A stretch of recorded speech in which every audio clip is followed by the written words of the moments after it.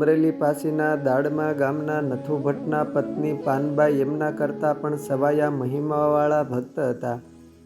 સંવત 1909માં આચાર્ય શ્રી રઘુવીરજી મહારાજ અને ગુરુદેવ ગુણાતીતાનંદ સ્વામી મંડળ સાથે બાબરિયાવાડના ગામડાઓમાં વિચરણ કરવા પધાર્યા ત્યારે નથુ ભટ્ટ સ્વામીને અતિ આગ્રહ કરીને પોતાને ગામ દાડમાં તેડી લાવ્યા.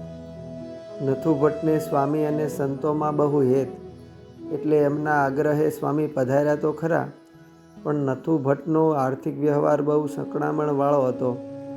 ગુણાતીતાનંદ સ્વામી અને રઘુવીરજી મહારાજ જેવા મોટેરા ઘેર પધારે તો યથાયોગ્ય સરભરા અને સેવા કરવા જેવું એ વખતે નથુ ભટ્ટ પાસે કાંઈ હતું નહીં. એ વખતે એમના પત્ની પાનબાઈએ પટારામાંથી પોતાની સોનાની કાંબીઓ કાઢીને એમના પતિના હાથમાં મેલી. નથુ ભટ્ટે આ સોનાની કાંબીઓ વેચીને 100 કોરી આવી, એમાંથી 80 કોરીનો આચાર્ય મહારાજશ્રી અને સૌ સંતોની રસોઈ માટે વાપર્યા અને 20 કોરીઓ રઘુવીરજી મહારાજનું પૂજન કરીને એમના ચરણે મૂકી. સ્વામી એમનો આ બધો તાલ જાણતા હતા, એટલે એમણે મહારાજશ્રીને નથુ ભટ્ટના આર્થિક વ્યવહાર અને ખર્ચના રૂપિયાની વિગતે વાત કરી. રઘુવીરજી મહારાજે જાણીને દ્રવી ઉઠ્યા અને બોલ્યા કે ભગત આવું કેમ કર્યું? ત્યારે ભટ્ટ કહે, ઘરે આપ ફરીને ક્યારે પધારો? આ મનખે હવે એનો લાભ ફરીને ક્યારે મળે? એમ કહીને રોકડી 20 કોરી રાખવા આગ્રહ કર્યો, પરંતુ મહારાજશ્રીએ રાખી નહીં. આથી એમાંથી 10 કોરી પોતે પરત લીધી અને 10 કોરીઓ મહારાજશ્રીને ચરણે ધરી. એ 10 કોરીઓથી સંતોને ધોતિયા ઓઢાડ્યા અને સંકલ્પ પૂરો કર્યો. આમ પાનબાઈના પોતાની સોનાની કાંબીઓના આવા સમર્પણથી ગુણાતીતાનંદ સ્વામી અને રઘુવીરજી મહારાજ અતિ રાજી થયા. પાનબાઈ ગઢપુર લાડુબા જીવુબા પાસે પણ બહુ સમાગમ કરવા જતા.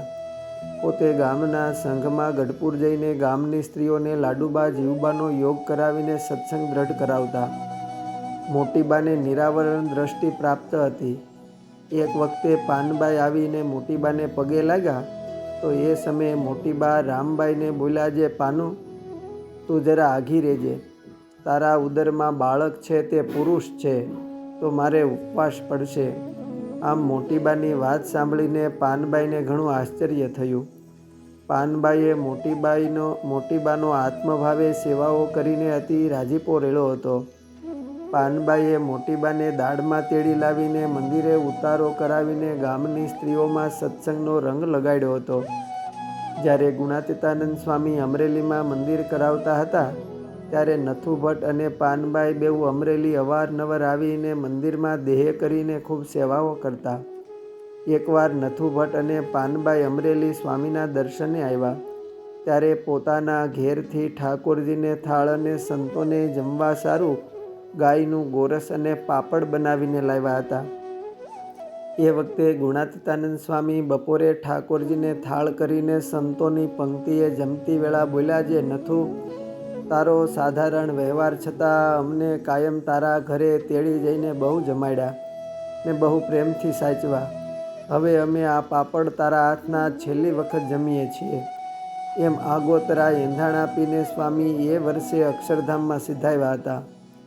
નથુ ભટ્ટ અને પાનબાઈને ગુણાતીતાનંદ સ્વામી સાથે એક રહેણી રીતે જીવનભર હેત રહ્યું. બેઉએ કપરા સંજોગોમાં પણ સંતો ભક્તોની અનેક વખત સેવા કરીને અઢળક રાજીપો રેડ્યો અને અક્ષરધામના અધિકારી બન્યા હતા. અસ્તુ. જય સ્વામિનારાયણ. સત્સંગ સાગરના મોતીમાંથી.